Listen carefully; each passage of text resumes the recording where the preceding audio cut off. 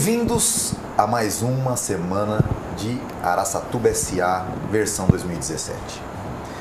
Como nós prometemos, o Araçatuba SA será normalmente intercalado, ou seja, salteado de programas especiais, frente ao nosso meio comum, que de comum não tem nada, que é o mundo dos negócios, que é uma aventura nesse país desmedida, né? Quem vence no Brasil, vence em qualquer outro lugar do mundo. Mas o especial desta semana traz ela, Joyce Hasselmann. Nome alemão, ela.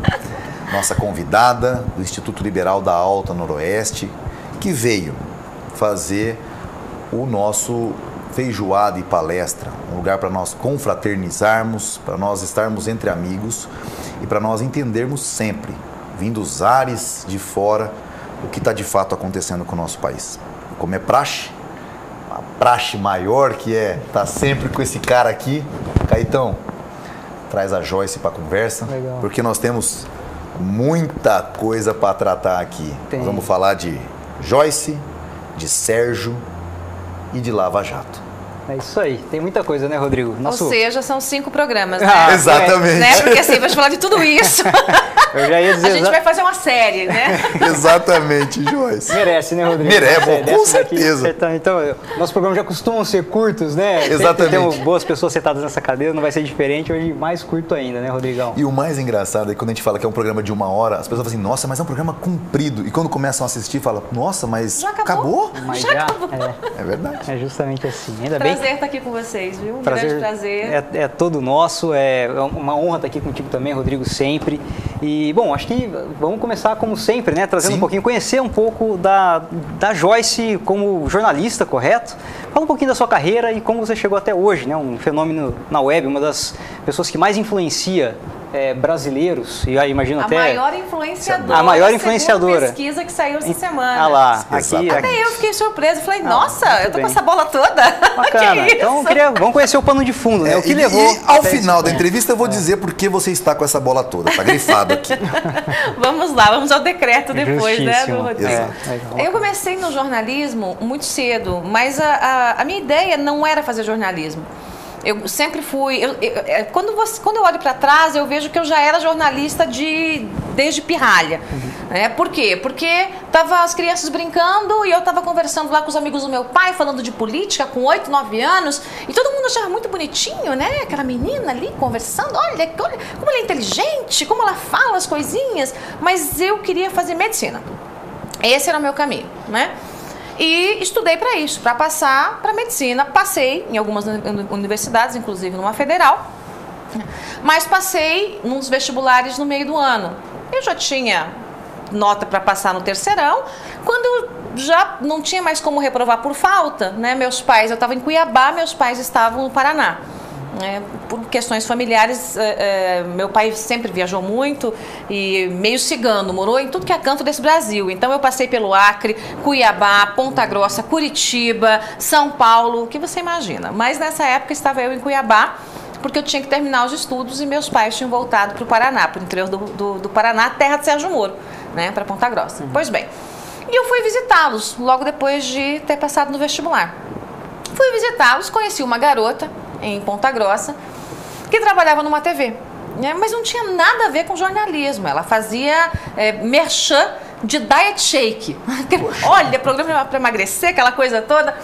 E um certo dia, eu estava com ela, a gente saiu para almoçar, tal, lá, vou te dar uma carona, mas vamos passar na TV ali primeiro?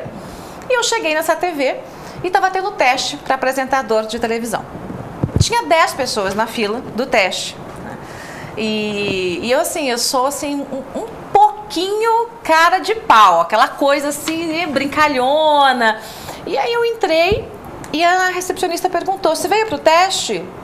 Eu falei, o teste? É o teste para apresentadora? Eu falei, vim. Essa minha amiga Cristiane já estava fazendo os merchans, gravando lá os programas dela, eu entrei na fila. E tinham 10 pessoas formadas. E era uma TV quase que artesanal. Não tinha teleprompter, nada, era na lauda, né? Então, o teste era, você pegar um jornal, lia, câmera, e passei. Desenvolva. E passei.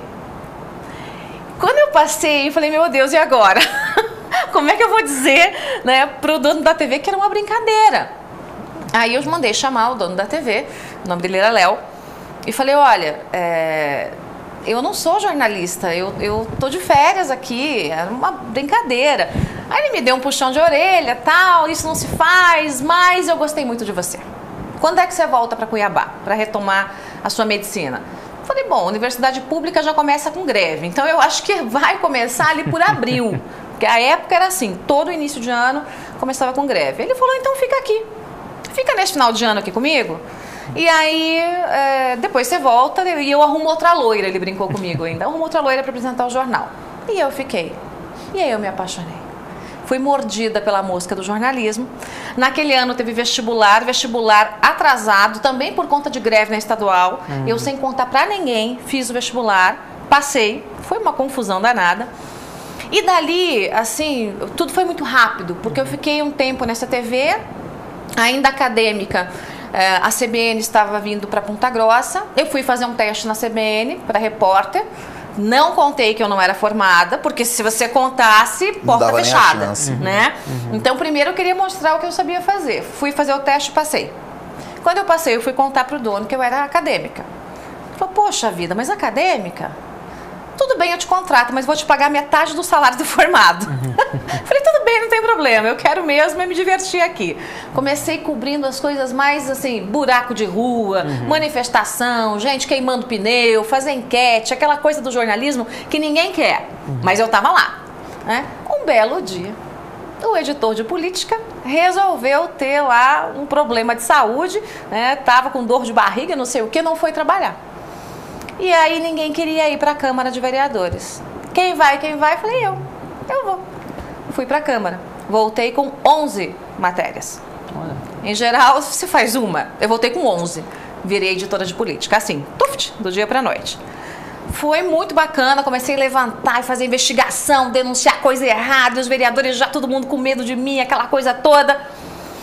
Uns meses depois, o âncora original da rádio começou a ter preguiça de trabalhar no sábado. Eu não quero não apresentar o jornal no sábado. Tô com a vida ganha. Não quero não, feriado. Quem vai? Falei, eu vou. Mas a gente não vai te pagar mais por isso não. Falei, não tem problema, vou me divertir, eu venho. Comecei a apresentar o jornal aos finais de semana. Resultado, virei âncora. Foi um sucesso, o pessoal gostou muito. Eu arrumava cada confusão naqueles microfones da CBN, era uma coisa linda, né? E acabei virando âncora e diretora da CBN ainda acadêmica. Isso sim é empreender. Sim, isso exatamente. Sim é empreender. Né? E principalmente botar o doce na boca do dono, para depois dizer assim, olha, não importa se ela tem título ou não, porque título também é uma questão, na minha opinião, título nada liberal. Título sem competência não é nada. É papel. É papel. Agora, a sua competência vale muito mais. A gente sempre brinca nas nossas entrevistas aqui, Joyce, o seguinte, o que vale mais? Vontade ou a titularidade? É a vontade, sem sombra de dúvida. E aí eu me agarrei com toda a vontade naquilo e virei diretora da CBN ainda acadêmica contra todos os sindicatos, contra o sindicato do jornalismo que queria me caçar de qualquer jeito. Eu entrei com processo no Ministério... Mas eles estão lá para proteger seu trabalho, não é? Claro. Eu entrei no Ministério do Trabalho, consegui uma autorização para continuar trabalhando como âncora. A Marisa Tavares, que era diretora do Sistema Globo de Rádios, chancelou. Ela disse, não, ela sabe fazer, eu quero que ela fique lá. Então, eu fui a primeira acadêmica da história da CBN a comandar, a dirigir e ser âncora dessa rádio. A partir daí... Eu gostaria de fazer uma pergunta para você, Joyce, bem assim, ó. Vou pegar um grifo, não te interrompendo, mas ó, sempre fiz perguntas diretas e que vão ao ponto das questões que realmente importam para o povo brasileiro. Jornalismo de verdade se faz assim. O resto é conversa de comadres. E já vou emendar aqui, ó. Dizem que sou uma jornalista ativista. Já me acostumei com o rótulo um tanto quanto pejorativo. Quem se dobra às críticas ou aos elogios excessivos tem uma grande chance de errar. Você estava falando que o sindicato quis te tolher. Até hoje eles me perseguem, né? Começou lá atrás, sempre inventando histórias, são ligados à CUT, mas desde então eles me perseguem ferrenhamente, porque a lógica do sindicato era assim, você está tirando o lugar de um formado. E eu dizia no ar, vem aqui fazer um teste. Qualquer um de vocês, vem aqui e faça um teste. Se vocês forem melhor no ar, eu dou o meu trabalho para vocês, o microfone é seu, tá aí, pode pegar.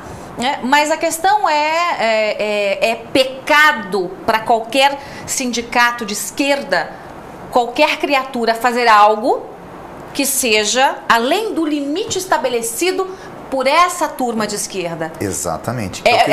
Então, assim, é pecado você ter um reconhecimento antes de um professor desses, por exemplo, que nunca conseguiu um espaço no mercado de trabalho, né? Os meus professores de universidade eram um bando de esquerdinha que nunca tinham trabalhado numa redação e achavam que tinham a moral para ensinar como você tem que ser jornalista. Uma ova. Eu dei aula de rádio na universidade porque era a única professora que eu tinha que era decente. Ela dizia: Joyce, eu nunca entrei numa rádio, então dê aula aí para os nossos alunos, para os seus colegas, que você tem ali uma dominação de esquerda mesmo. E assim foi, né? Assim que eu me formei, para concluir a história, né, de como é que eu fiz a carreira, assim que eu me formei, eu tive convite da Band News FM, que estava sendo implantada em Curitiba, e eles precisavam de alguém para montar a rádio. Então, eu fui convidada pelo dono, né, e isso também já deixou o sindicato, o diretor que era subordinado ao dono, todo mundo, né, com aquela coisa, quem é esta moça que está chegando? Então, já cheguei com muita resistência, mas cheguei para ser editora de política. Né? E ajudei a montar a rádio. Só que ao invés de ser editora de política, o diretor me colocou de novo para cobrir buraco de rua, aquela coisa toda. Lá vou eu, não tem problema. Né? Aí a história foi mais ou menos como a da CBN. Acabei virando editora de política, ganhei 10 prêmios de jornalismo com matérias investigativas, denunciei governo, assembleia, governo do PT e matérias que uma delas foi inclusive premiada pela ONU. Então foi assim, muito rápido o crescimento nessa área de reportagem. Um belo dia o âncora faltou, falei, eu apresento, virei âncora. Chá comigo. Chá comigo. Nós vamos encerrando esse bloco. Próximo bloco vamos falar um pouquinho de Sérgio Moro. Vamos. Mas vamos começar o próximo bloco sabendo um pouquinho de Veja, que foi onde sua carreira transformou a sua vida, não é isso, Joyce? É isso mesmo. Então, Araçatuba S.A., edição especial, volta já.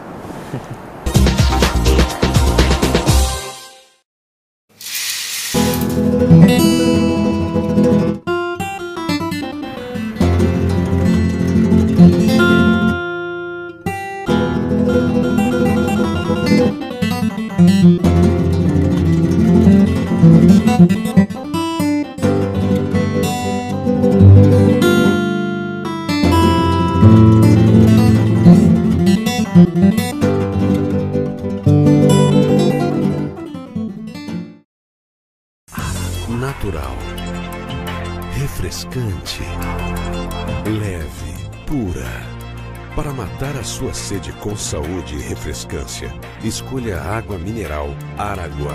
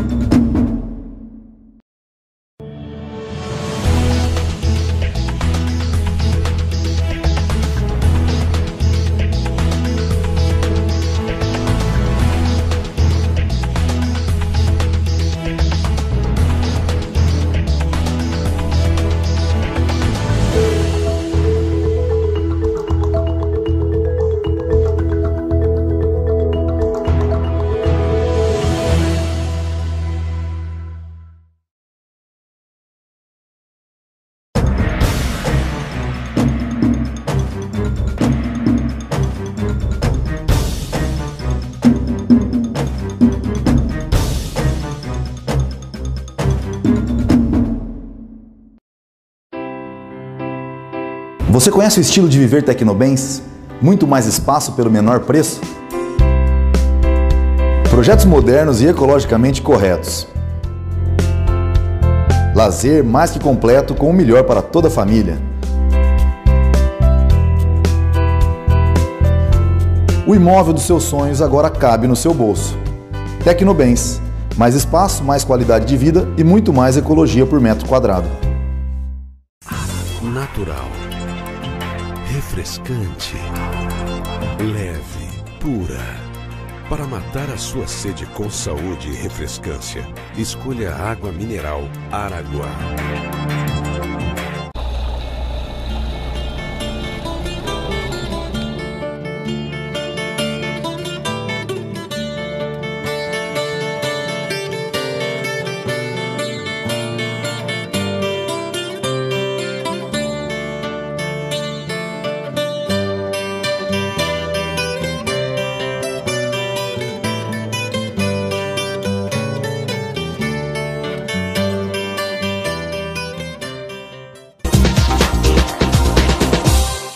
Bem-vindos de volta ao Araçatuba S.A., edição Safra Especial.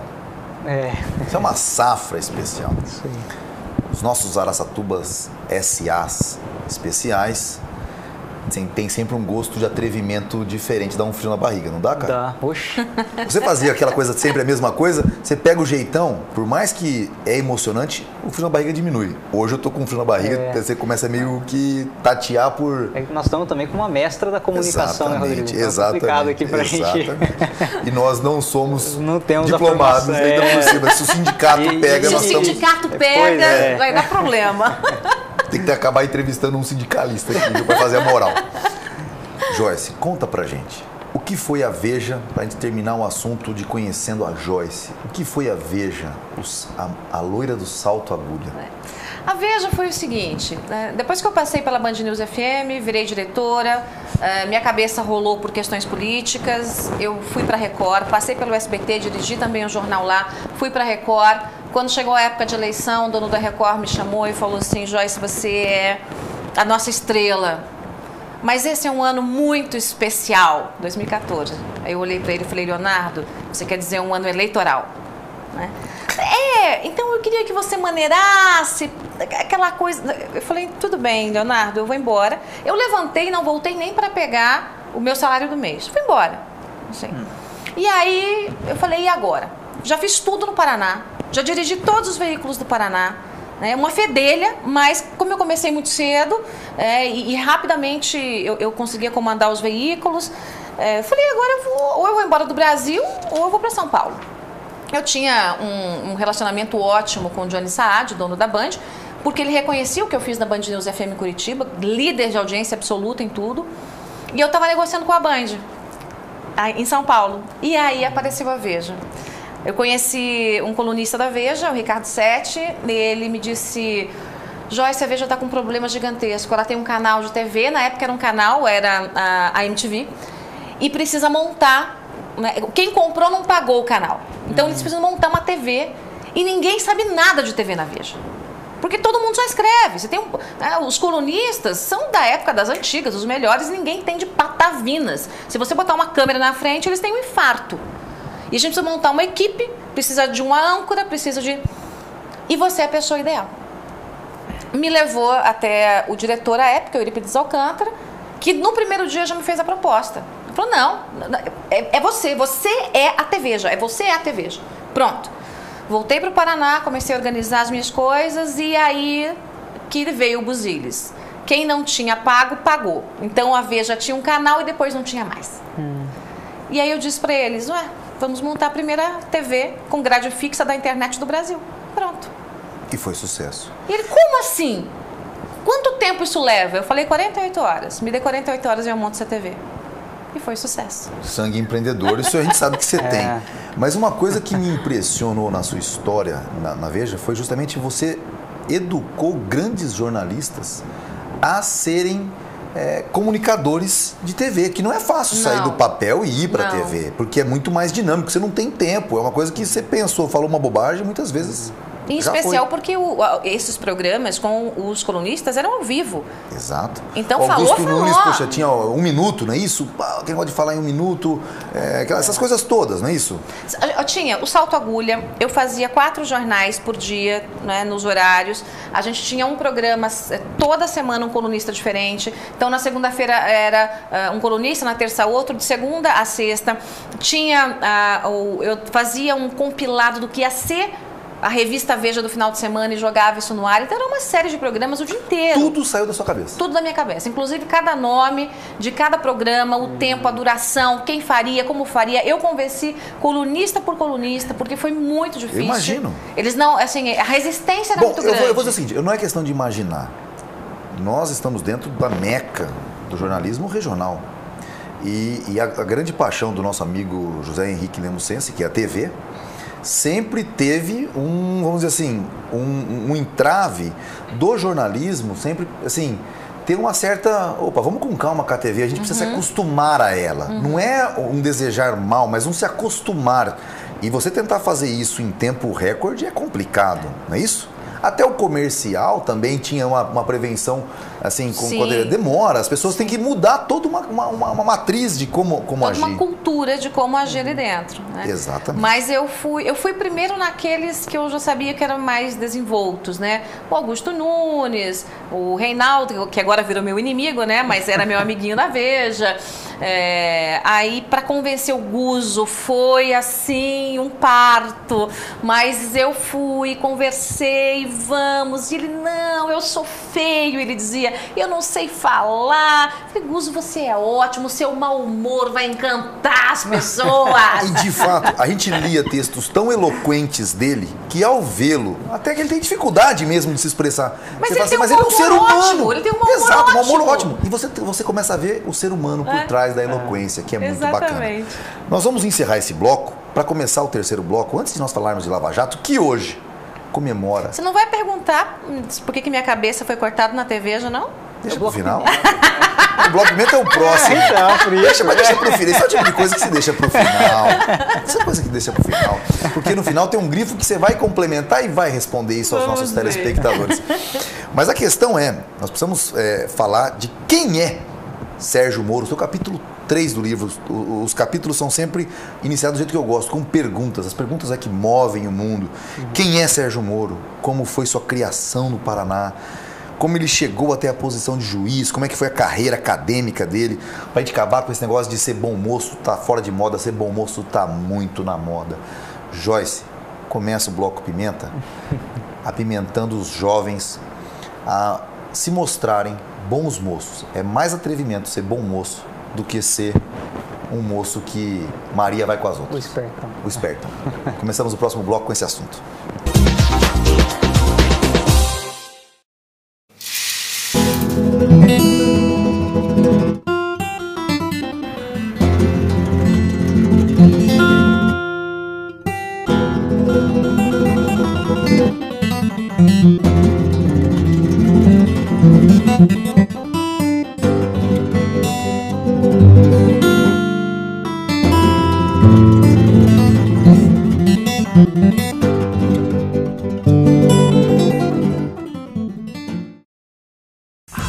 Natural, refrescante, leve, pura. Para matar a sua sede com saúde e refrescância, escolha a água mineral Araguá.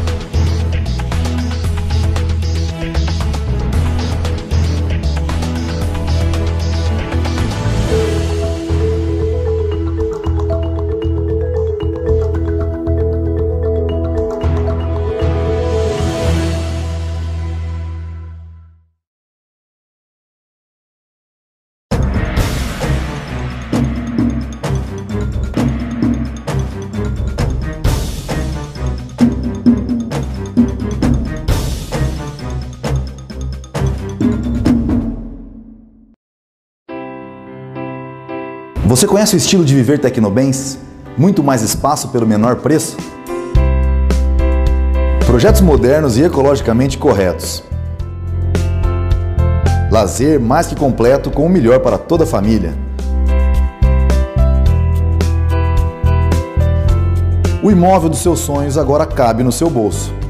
Tecnobens, mais espaço, mais qualidade de vida e muito mais ecologia por metro quadrado. Natural, refrescante, leve, pura. Para matar a sua sede com saúde e refrescância, escolha a água mineral Araguá.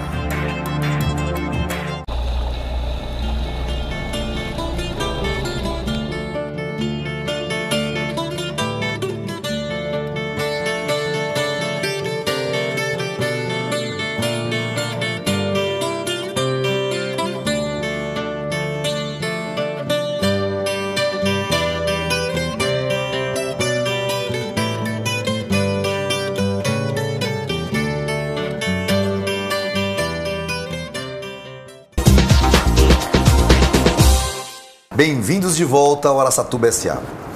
O Araçatuba S.A. especial, então nos deixa aí com frio na barriga, principalmente porque estamos trazendo ela, Joyce Hasselman, que escreveu o livro do Sérgio Moro, e nós vamos entrar no assunto agora no bloco Pimenta. E a pimenta que todo mundo queria ouvir é por que a cabeça dela foi cortada na Veja. Ela vai falar isso lá no final, então você vai ter que assistir o programa todo, tá certo? Mas agora o que eu quero saber, Joyce, é o seguinte: quando eu era menino, garoto, na juventude, ser do contra, ser revolucionário, ser mau garoto era bonito. Como meu marido diz, ser mala. Ser mala. Ser mala era bom. Meu marido é todo engomadinho. Ele diz que o sonho dele, quando ele era criança, adolescente, era ser mala. Porque as meninas gostavam dos malas, aquela coisa Daniel toda. Está aqui, Daniel França, Joy, meu marido. França, um cara sensacional. Que era meu fã e virou meu marido. E uma das coisas que eu imagino que ele deva ter vivido, ele devia ter uma mãe muito brava, porque a minha também era muito brava, então não tinha chance da gente virar mala, entendeu? Era zero chance. E o Sérgio Moro, me parece que ele não precisou nem... A mãe teve um papel preponderante, o pai também, eu fiz uns grifos aqui, mas me parece que a personalidade dele já dizia muito. Fala um pouco do Sérgio Moro, Joyce. Como você conheceu ele? O Sérgio Moro, eu já o conhecia antes da Lava Jato, né, porque ele atuou no caso do Banestado. E eu já acompanhava, já era jornalista, já acompanhava a política. Então, mas ele não teve não virou assim esse queridinho do Brasil à época, né? No Paraná, todos nós conhecíamos ele, todos nós que acompanhávamos aí a política, a economia, o judiciário. E nós temos fontes. Bons jornalistas têm fontes dentro da Polícia Federal, do Ministério Público, do Judiciário, né? Mas eu conheci o Moro, assim, de longe, nós não tínhamos uma proximidade. Posso fazer um parênteses com relação ao caso do Banestado? Quem não sabe, um dos caras envolvidos no esquema de corrupção do Banestado tinha uma fazenda em Águas Claras. Eu nunca tinha visto uma ostentação dentro de uma fazenda como a daquele cara. A pista de pouso perfeita de avião, que vinha de Curitiba, de Londrina ele saía, ele era... Olha, eu sei que era uma coisa de maluco mesmo. E dá-lhe CC5, né? E dá-lhe CC5. Que eram as contas que você podia fazer a transferência, exatamente. E dá-lhe CC5. E dá-lhe CC5. Então, eu conheci o Moro pelo trabalho dele e ele me conhecia pelo meu trabalho, mas nada mais que isso. Quando começou a Lava Jato, eu imediatamente comecei a acompanhar tudo bem de perto e me surpreendi muito com o posicionamento firme do Sérgio Moro. Porque ele estava colocando, nunca na história, vamos, né, parafrasear o Lula, nunca antes na história deste país, a gente imaginaria os maiores empreiteiros do país e do mundo atrás das grades. Quando ele começou a prender os corruptores do esquema, eu falei, não, esse homem já entrou para a história. E ele precisa ter uma biografia registrada. Escrever biografia de quem está vivo é muito complicado, né?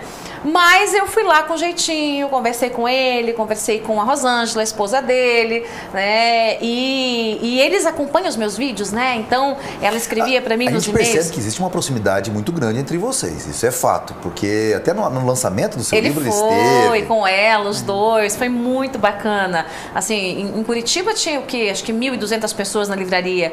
Quando o Moro chegou, foi aquele alvoroço. Tanto que ele chegou, ele me abraçou e eu falei assim para ele, tire uma foto comigo e vai embora. Porque tinha tanta gente, porque eu temi pela segurança.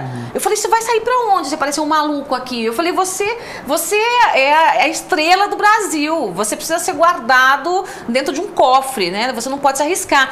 Então eu não deixei ele ficar muito. Eu falei, tira a foto aqui, e a criançada em volta e tal. E falei, e vai embora.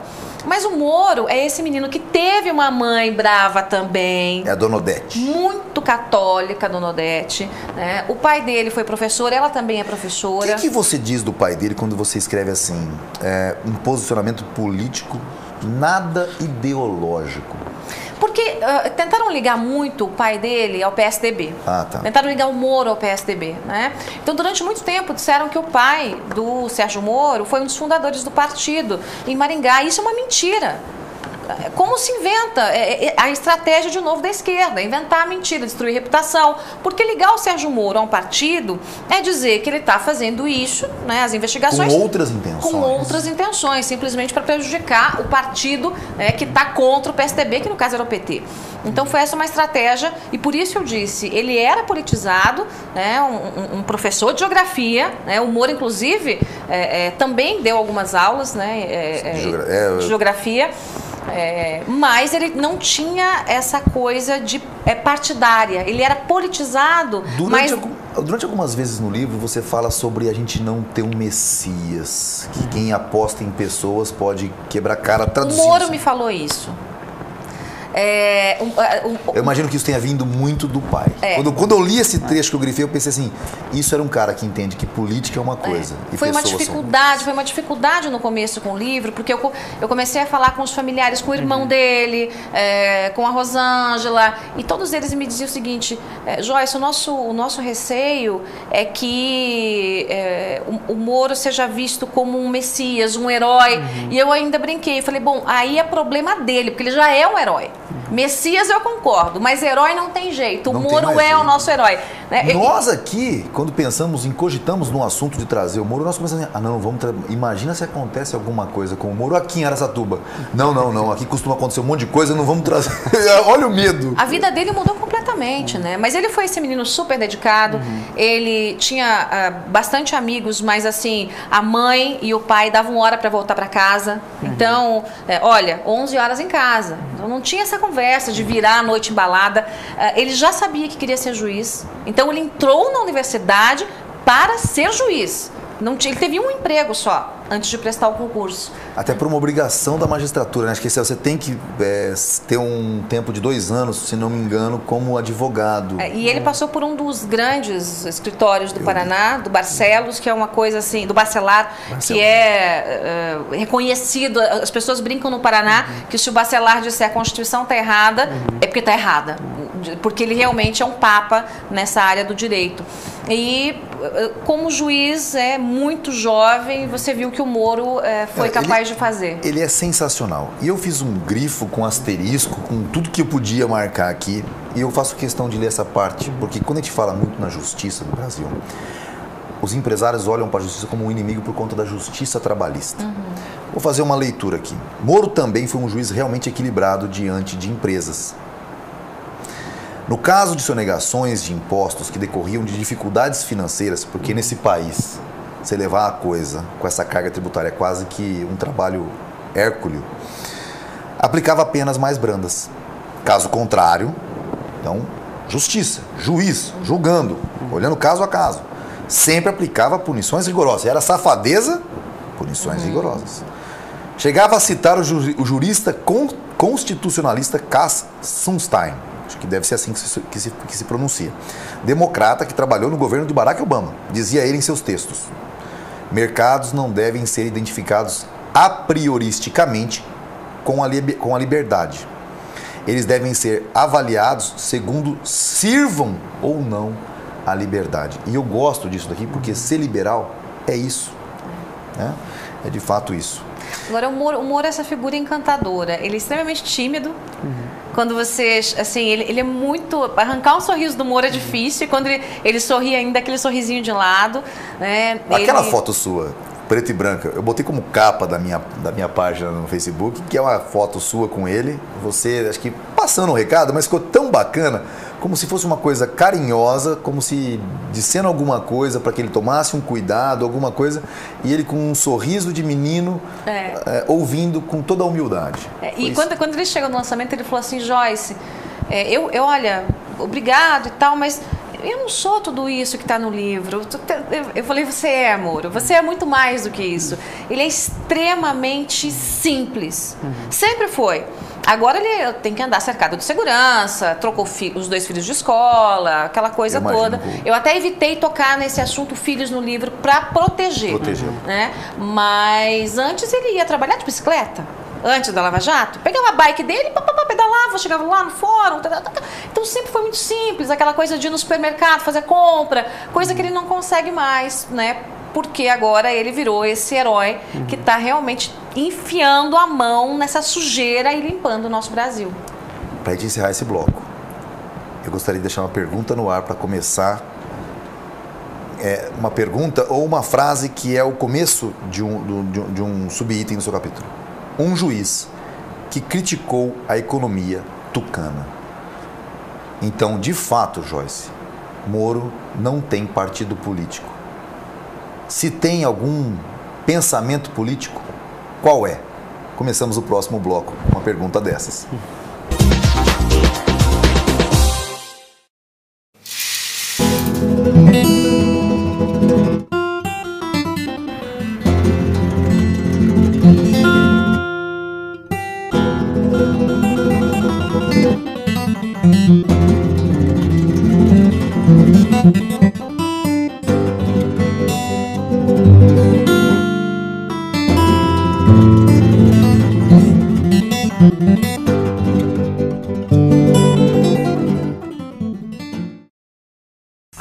Natural, refrescante, leve, pura.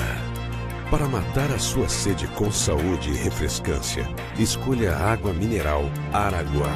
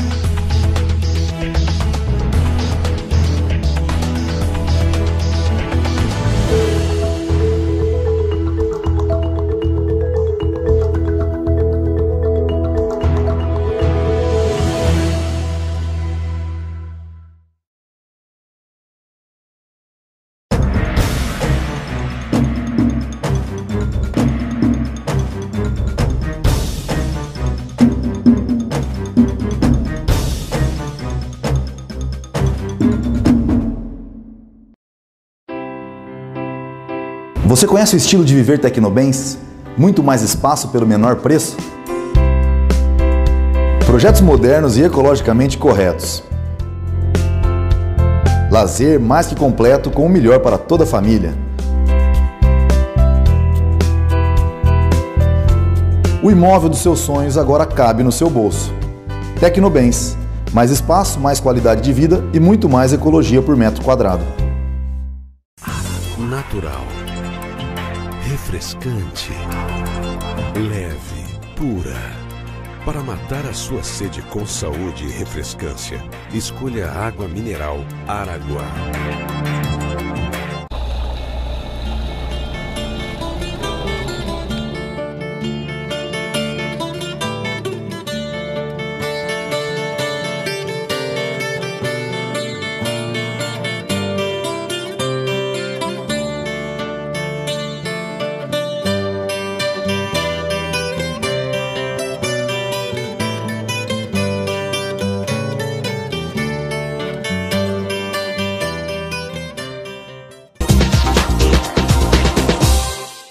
Bem-vindos de volta ao Araçatuba S.A. Especial.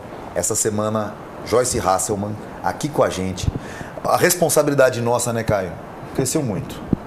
Dureza, né, Rodrigo? Dureza. Estamos indo bem, Joyce? Como é que tá aí? Você tem que ótimo, dar a mostra pra gente. Ótimo. Estamos aqui com uma pessoa que, acima da academia, julga pela competência. Aí é complicado. Aí é onde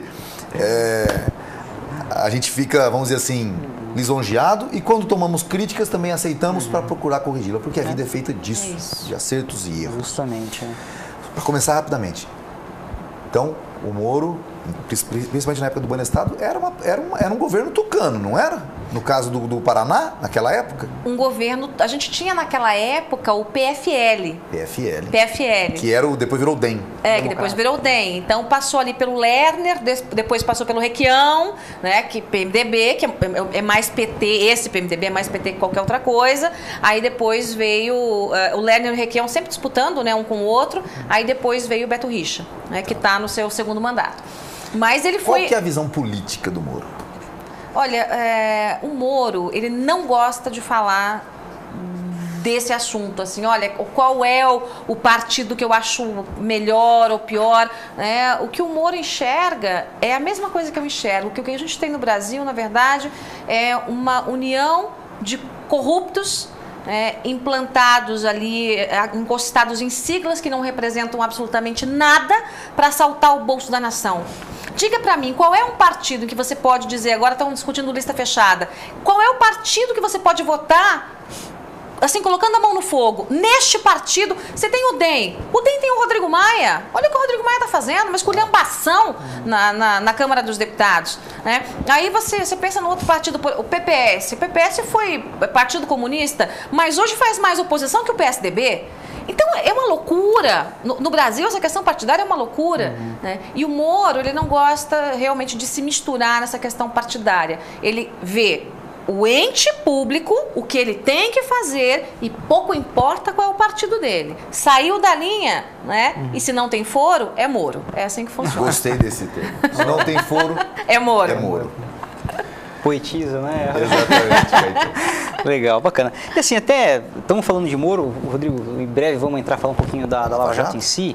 E assim, até entrando um pouco mais na figura técnica, né? Então, no seu livro você menciona a questão da estratégia, né? Dele como um profissional estrategista. É lógico que a gente sabe, né? Estou falando do Moro, mas ele representa também uma porção de outros juízes que, né, não estão em evidência, mas que também já conseguem ter esse olhar. A gente começa a ver... Começaram a aparecer outros Moros. A gente começa a ver isso que já se esparramar um pouco mais e tal.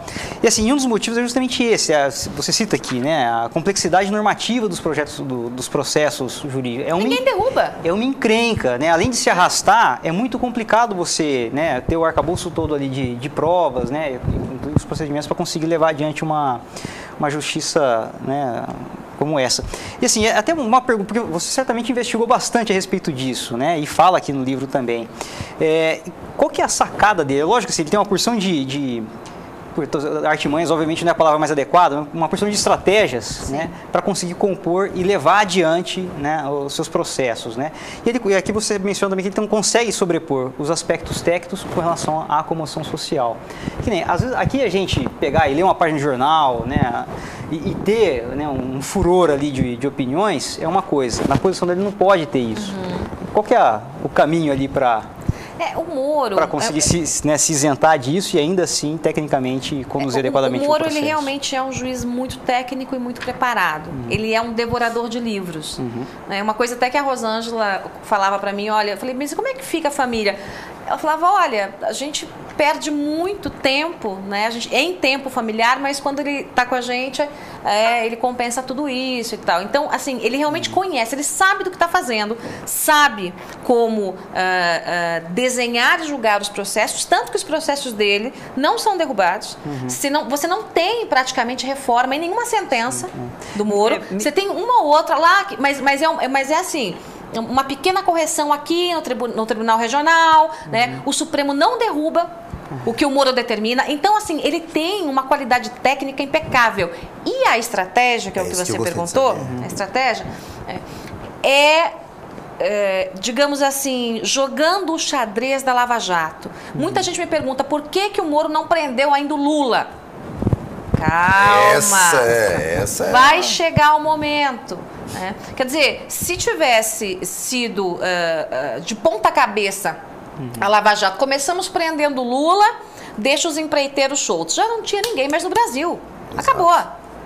E aí você vai ter o chefe da quadrilha delatando quem?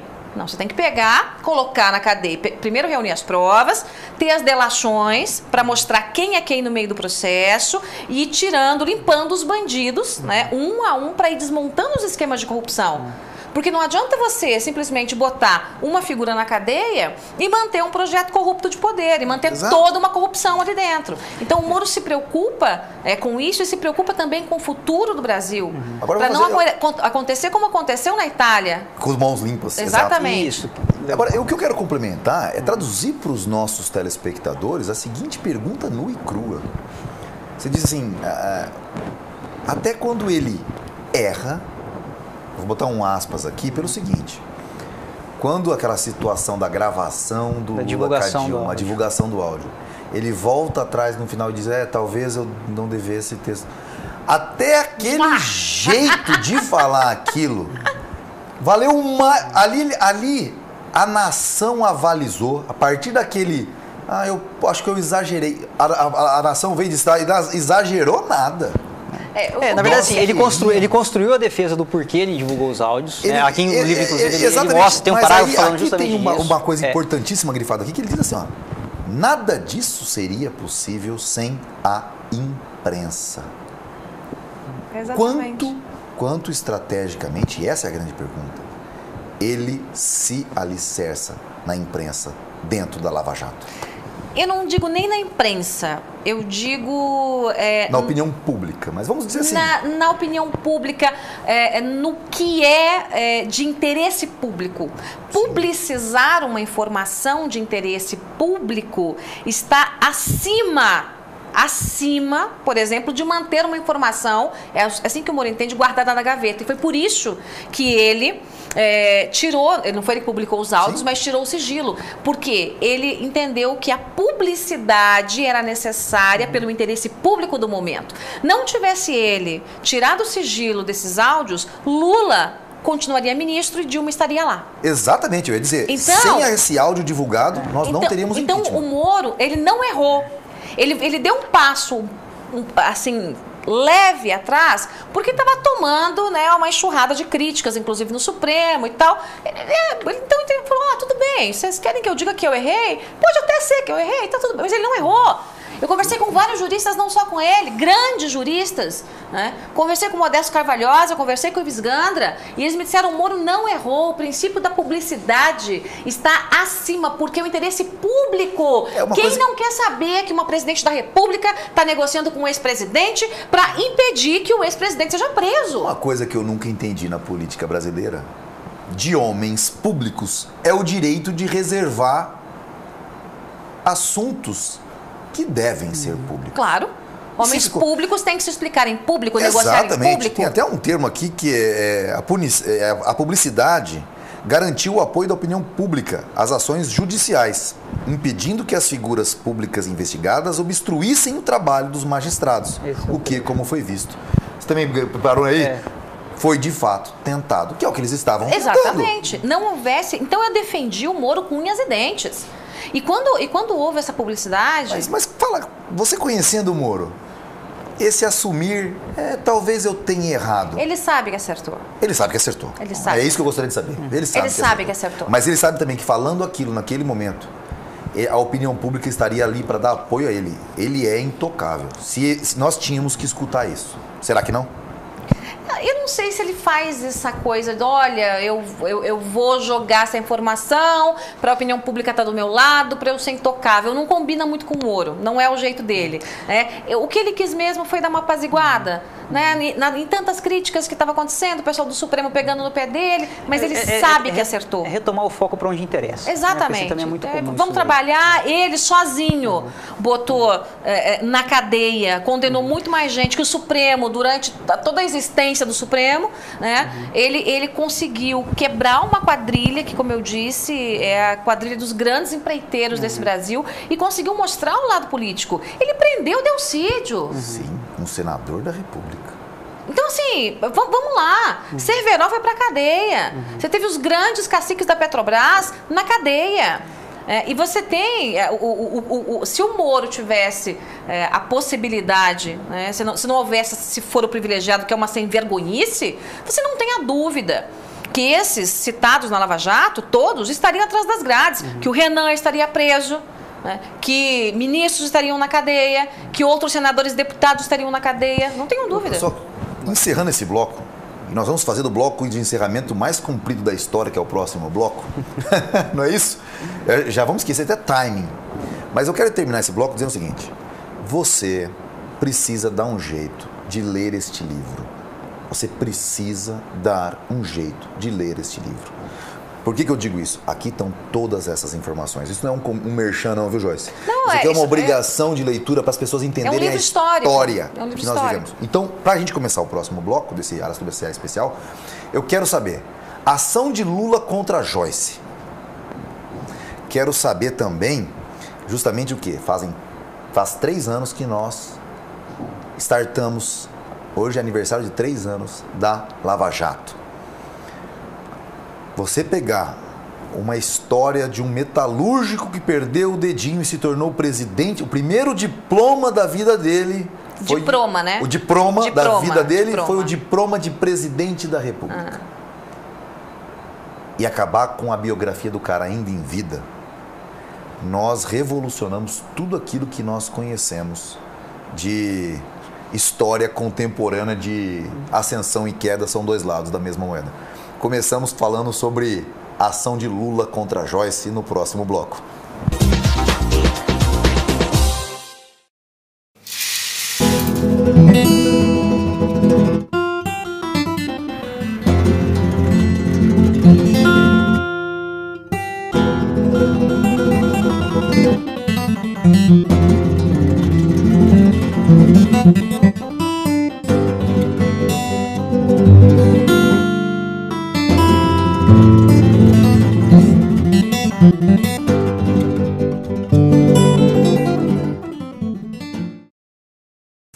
Natural, refrescante, leve, pura.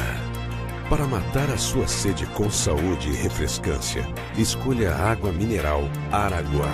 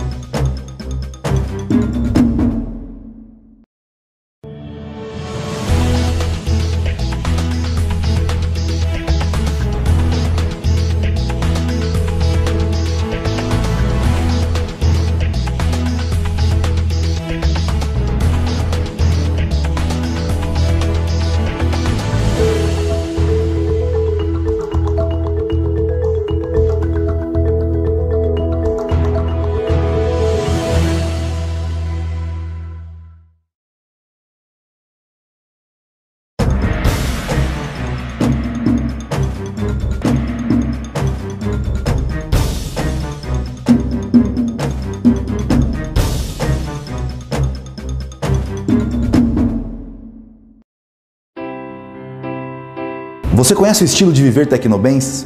Muito mais espaço pelo menor preço? Projetos modernos e ecologicamente corretos. Lazer mais que completo com o melhor para toda a família. O imóvel dos seus sonhos agora cabe no seu bolso. Tecnobens. Mais espaço, mais qualidade de vida e muito mais ecologia por metro quadrado. Natural, refrescante, leve, pura. Para matar a sua sede com saúde e refrescância, escolha a água mineral Araguá.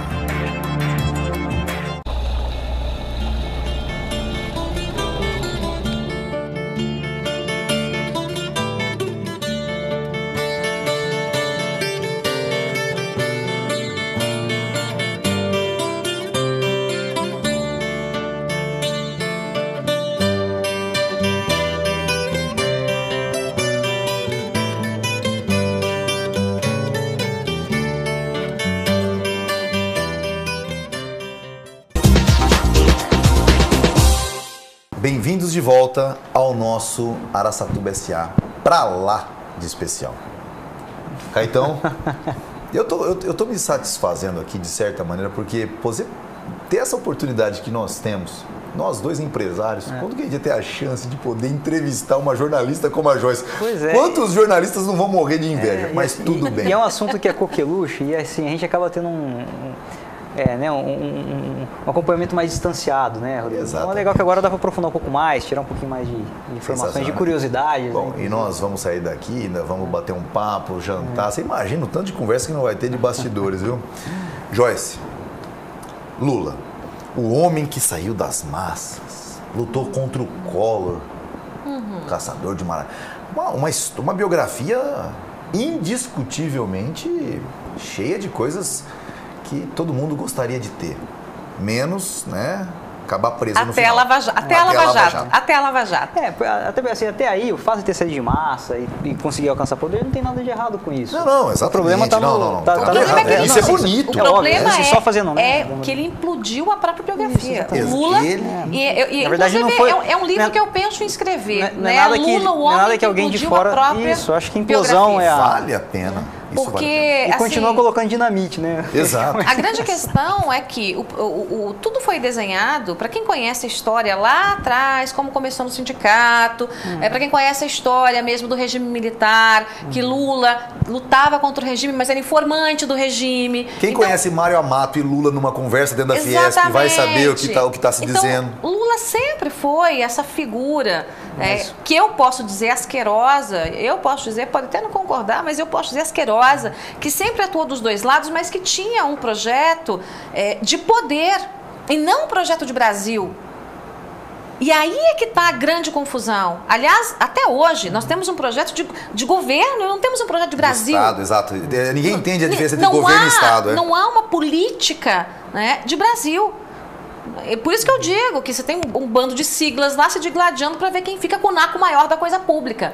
Mas né? o que foi a história de Lula versus Joyce? Bom, teve um episódio que foi o que bombou na TV Veja. Lá pelas tantas, na Veja, um pouquinho antes de eu sair, eu fiz um vídeo, né, batizado A Dupla que Roubou o Futuro do Brasil. Né? Todo mundo viu esse vídeo, né? Sensacional. Era um vídeo pequeno, era 1 minuto, não era? 2 minutos e alguma coisa, um salto-agulha que eu fiz. E ali, né, eu disse algumas coisas como o Lula roubou o futuro da nação, a Dilma foi a pior presidente da história, não só tecnicamente, mas politicamente. Não, um parênteses aqui. Hoje em dia, quando ela vai falar em público, eu fico me perguntando com que cara o Brasil olha para o resto do mundo. Pois é. Porque dá medo. E a gente estava entorpecido? Porque não é possível. Não, eu acho que o Brasil estava enganado. Foi enganado, especialmente por aquela coisa de vamos dar crédito e acreditar, fazer as pessoas acreditarem que crédito é dinheiro. Keynesianismo, ele começa te enganando. Ele é uma delícia, todo mundo fica rico da noite pro dia, né? Com uma canetada. E aí eu fiz esse vídeo dizendo que o Lula era a pior criatura já produzida na história política do Brasil e que ele era um câncer que tinha que ser extirpado da política brasileira, que ele tinha que estar na cadeia. Porque lugar desse tipo de bandido na cadeia. A corrupção mata. A corrupção mata. Os bilhões e bilhões de reais que foram desviados não chegaram a quantos hospitais? Sim. Em quantas estradas? Na infraestrutura? Na segurança pública? A corrupção é crime de homicídio. E eu disse isso no meu... Eu tenho um outro adjetivo. Genocídio. A corrupção é genocida. As pessoas não enxergam isso. Elas não conseguem ver que a rua cheia de buraco... Que o dinheiro que não chegou lá para tampar o buraco para fazer a estrada é o dinheiro que está enchendo o bolso de um corrupto que está torrando esse dinheiro para manter um projeto de poder e para ficar ostentando as custas, né, do trabalhador, do empresário. Então eu fiz esse vídeo e esse vídeo foi uma coisa assim, foi uma confusão danada.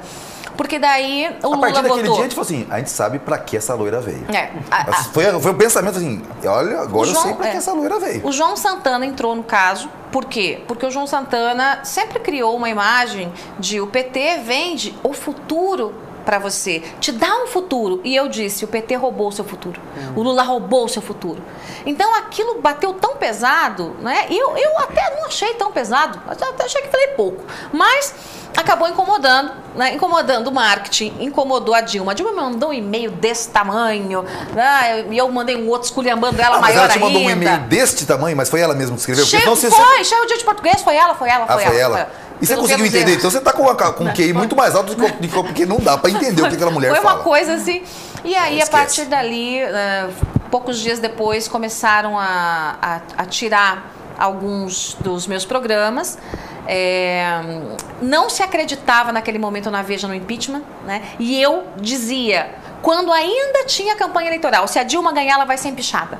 Se a Dilma ganhar, ela vai ser empichada. Fui a primeira pessoa a falar, se a Dilma ganhar, ela vai ser empichada. E lá dentro da Veja diziam, você é doida. Nunca o Eduardo Cunha vai receber esse pedido de impeachment. Ele não vai receber porque ele está no meio do pacote, porque ali é abraço dos afogados. E eu dizia, vai ter impeachment. Não é porque o Eduardo Cunha quer, é porque a população está pressionando tanto que eles não vão ter o que fazer, o Congresso vai ter que se dobrar. Bom. Agora, pimenta caindo no programa. Eu quero saber o seguinte, Joyce, agora é a hora. Ficou muito claro para você as razões de você ter tido a cabeça cortada da Veja após esse vídeo? Ficou muito claro. A intervenção direta dos grupos ligados ao Lula, né? Nem digo a Dilma, porque a Dilma não manda nada, é um poste que faz o que o Lula quer. Bom, ela chama ele de senhor nas transcrições dos áudios gravados. O senhor... Empresários ligados, né, a bancos, né, banqueiros ligados ao Lula, fazendo pressão, e a negociação imediata para voltar publicidade de estatal. Então, naquela mesma semana, eu saí numa sexta-feira, na revista de domingo, você já tinha lá JBS, Friboi anunciando, né, que a gente sabe das ligações. Correios. Né, Correios. Petrobras. Teve Banco do Brasil, teve Caixa, sempre alternando alguma estatal. E eles tinham cortado absolutamente tudo de estatal desde que a Veja fez aquela capa. A época de campanha, eles sabiam de tudo. Não sei se você se lembra dessa capa. Deu confusão, foi para a justiça eleitoral e tal. Alguma coisa a ver com esta capa? A gente sempre ajuda. Sempre ajuda, né? Sempre fala, vamos. A gente sempre aquele ajuda, amiguinho né? fala, não, faz. Só que aí, quando o governo veio, esfregou dinheiro e disse, olha, né? Então, é bastante dinheiro, é uma mulher ardida, né? E eu entrei ali para isso mesmo, né? Eu achei que eu ia me encontrar na Veja. Mas foi o que ressalvou a Veja. Você ressuscitou a Veja. Que agora morreu de novo. Exatamente. Que agora morreu de novo. Você ressuscitou a Veja. Porque perdeu a linha editorial. O Rodrigo Constantino vazou também de lá. Que eu percebi. Bem na mesma época. Foi muito, assim, coisa de 2, 3 semanas de diferença. Né? E agora uma resposta bem fidedigna aos fatos. É verdade que as governamentais sustentam a imprensa do padrão de Veja, porque... Totalmente! Se elas arrancarem o dinheiro da verba, morre. A imprensa, essa imprensa grande, se acostumou a mamar nas tetas do dinheiro público. Isso é uma coisa absurda. Não era assim. Na época que o Gujo era o diretor da Veja, por exemplo, a Veja vendia lá 1.200.000 exemplares, né? Fora o que... Só em banca. Fora assinante, fora isso, fora aquilo. Não precisava. Podia dar uma banana para dinheiro de governo. Agora, os governos chegam lá, né? E sabe aquela coisa do cavalo e a cenourinha? Põe a cenourinha cheia de dinheiro e o cavalinho vai correndo atrás. Então, lamentavelmente... a população não acredita mais na grande imprensa. A queda no número de compras de revistas e jornais é absurda. Assim. Então, os jornais não fazem, né, por merecer mais a confiança do leitor. Né? As televisões estão aí, as redes sociais estão aí, as mídias alternativas estão aí. Eu falei da Veja porque eu posso contar a minha história. Eu tinha deixado de ser assinante da Veja. Quando você ressurgiu e botou tudo aquilo que era a TV Veja, eu voltei a assinar a Veja. Por quê? Porque pelo celular você lia e tinha uma interação e tal. Quando você saiu e começou, eu falei assim, gente, como que as pessoas conseguem se matar sozinhas? Na primeira semana, teve 40.000 cancelamentos de assinaturas. Na primeira semana que eu saí, eu tive informação lá de dentro, do comercial lá de dentro. Dizendo, Joyce, não sei o que tá. Porque as pessoas ligam e dizem assim, por que vocês mandaram a Joyce embora? Eu estou cancelando a minha assinatura. Exato. Aí eles diziam, não, mas fica de graça 6 meses. Não, eu não quero. Não Exato. Quero. Exato. Então é um tiro no pé. Agora, pra gente chegar bem nos finalmente, está muito gostoso. Mas nós temos que jantar. E aí nós vamos escutar o in-off. Porque o in-off, regado a um pouquinho de vinho, aí sim. Aí nós vamos saber de tudo. Lava Jato, nós já estamos na 30ª, não sei quantas operações. Não sei se você sabe, mas Araçatuba é conhecida como a capital do boi gordo. Apesar de hoje nós sermos muito mais reféns do mercado da cana-de-açúcar, da usina de álcool e tudo mais, mas aqui estão os maiores pecuaristas do Brasil que vendem para JBS, Friboi, Marfrig e tudo mais.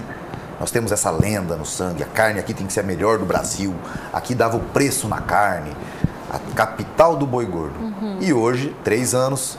O boi tá magro. O boi tá magro. A JBS tomou conta de tudo e está incluída na Lava Jato. O Brasil está sendo passado a limpo. O que significa isso, Joyce? Olha, é um momento de muita responsabilidade, é um momento de muita tensão no meio da política. A gente tem um discurso, né, que vem dos próprios políticos tentando salvar a própria pele, dizendo que tem que frear a Lava Jato, porque a Lava Jato está acabando com a economia brasileira. E aí, quando eu ouço esse discurso, Rodrigo, eu penso assim, como são canalhas. Canalhas, né? Porque a corrupção acabou com a economia brasileira. Um projeto político de poder sujo acabou com a economia brasileira. E com a ética, com a moral e com os valores, né? Então, assim, nós somos roubados, assaltados. Então, o que a Lava Jato está fazendo? Está retomando a credibilidade do nosso Brasil para que lá fora o investidor olhe e diga, opa, agora... que os ladrões, né, o Alibaba e os 40 ladrões estão presos, quem sabe eu posso colocar aqui no Brasil mais um dinheirinho, quem sabe eu posso investir. Eu vou te contar uma história. Eu tive recentemente com o presidente Temer e ele estava me dizendo o seguinte... Aliás, o nosso presidente administrativo, o Bruno, te ligou te atrapalhando o bate-papo, né? Vocês estavam conversando, foi um dia que ele te ligou. Eu tô com o presidente, não posso falar agora. E logo depois que ele te ligou, ele veio me mandar um recado, eu entrei na internet, tinha uma foto sua com o presidente, eu falei, pronto, o cara atrapalhou a conversa presidencial. Ele me disse o seguinte, olha, a indústria do petróleo tem bilhões para colocar aqui no Brasil, mas precisa enxergar um pouco mais de credibilidade. Então eles querem botar dinheiro, o dinheiro tá lá, tá solto, tá lá, né? Mas a gente precisa arrumar isso aqui um pouquinho. E assim, do ponto de vista ético, esse governo, eu vou dizer para você, pior que o PT nada é. Sim. Né? Mas do ponto de vista ético também não é lá grandes coisas, a gente vê pelos jornais, vê o que a Lava Jato está fazendo. Né? Agora, do ponto de vista econômico, a gente está vendo alguns acertos. A inflação despencou, fevereiro despencou. Sim, houve uma austeridade. A gente teve a recessão, só que a recessão de agora, o indicativo, é do governo anterior. Né? As reformas estão aí. A trabalhista é mais do que necessária. Essa coisa de terceirização, pelo amor de Deus, isso já acontece há muito tempo. Só vamos legalizar o que já existe. A Previdência está meio capenga. Tem que melhorar, porque aquela reforma não passa lá. Mas a Lava Jato, junto com as reformas, vão dar essa nova cara do Brasil. E se a gente conseguir impedir a lista fechada, né, a gente consegue uma renovação política jamais vista na história, por conta da Lava Jato, jamais vista na história desse Brasil. Essa reforma política da lista fechada é um medo dos políticos? Medo? Eles estão desesperados, porque eles sabem que Renan não vai ser eleito. Eu tenho pesquisa na mão fresquinha, que não foi publicada ainda, são os meus bastidores, em que ele está em 3º, 4º lugar em Alagoas. Ele que sempre foi o primeiro. Então não se reelege. Vergonha, não se reelege. Então eles não vão eleger as mesmas raposas velhas que sempre assaltaram o galinheiro.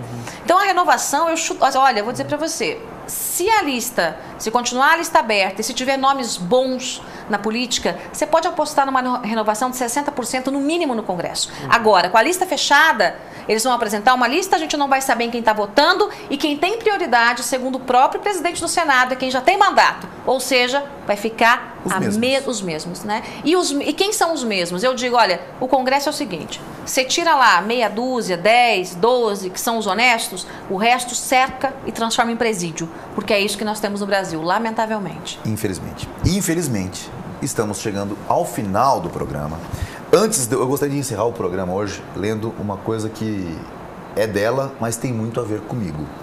Mas antes disso, eu preciso, primeiro, agradecer ao pessoal do Calu, a Fer Pistori, que maquiou a gente, Bania Suite, cabelo, o próprio Reginaldo, que fez a barba excelente, num cuidado, eu vou te falar, viu? Eu estou começando a ficar mal acostumado. Tá muito mimado, muito mimado. Estamos nos achando artista, viu, Caetô? Mas se não precisar de sindicato, a gente pode até se tornar, fica tranquilo. Mas eu preciso te presentear, porque eu acho que a excelência, a meritocracia, ela é feita sobre isso aqui. Pedra Pura é um restaurante que nós vamos jantar amanhã. É o melhor restaurante português fora de Portugal. E você vai poder constatar isso. E eles resolveram produzir os próprios vinhos. Um vinho frisante, tá certo? Do Pedra Pura. Sensacional! Que é um presente para você, Joyce. Muito tá certo? Obrigada. E tem também... Você sabe, né? Que eu vivo fazendo meus vídeos tomando vinho, espumante, champanhe. Você sabe que eu gosto, né? Eu sei. E eles também foram fazer um merlot tinto para acompanhar os pratos deles. Ou seja... Para fazer merlot, olha... Exatamente, tem que ser bom. Tem que ser bom. E você vai conhecê-los, você vai ver que eu estou falando que o cara é perfeccionista. Sensacional. Um abraço a todo mundo do Pedra Pura. Prepara o bacalhau amanhã. Prepara o bacalhau. Tá aqui, Joyce. Obrigada, muito obrigado mesmo. De verdade pela sua presença aqui. Caíto, sempre uma honra estar contigo. E você sempre encerra o programa. Posso fazer dessa vez? Deve, Rodrigo. Ainda mais que eu sou fã. Não, tá na tua. Manda então eu vou terminar com uma frase que ela diz o seguinte: minha espinha permanece ereta e meu coração sempre tranquilo. O meu jeito intrépido de falar às vezes assusta. Acho que a verdade às vezes assusta. Você que me conhece bem sabe que às vezes eu falo de uma maneira que assusta. E no frigir dos ovos ele vem depois, passa um mês e fala assim: você estava certo, Rodrigo. Você fala as coisas e às vezes assusta. O que eu gostaria de deixar com isso, Joyce, para essas pessoas que nos assistem, é que a verdade, por mais assustadora que seja, não pode ser colocada debaixo do pano. A Lava Jato comemora hoje 3 anos. E nós vamos mudar esse país. Porque eu não aceito a minha filha, a minha maior preciosidade, vivendo no mundo que eu vivi. Eu quero um mundo melhor para ela. Um abraço a todos vocês, muito obrigado por ter compartilhado com a gente esse Araçatuba SA especial com Joyce Hasselman. Até a próxima semana. E semana que vem você não pode perder o programa com ele, Maurício da RC3, da Móveis Biana, ex-Móveis Ricli. E nós vamos tratar muito desse assunto, ex-Móveis Ricli, pelo seguinte, né, Maurício? Temos que colocar os pingos nos is. Certo, Caio? Justamente. Vamos falar de muita coisa importante aqui nesse programa, né, Rodrigão? Exatamente. O desafio, pessoal, fiscais do trabalho, juízes do direito do trabalho, o Ministério Público do Trabalho, a assistirem. Porque, no final das contas, o salário de vocês não vem de outro lugar, senão dos impostos gerados no mercado, onde os empreendedores lutam contra todas essas regras. Você não pode perder.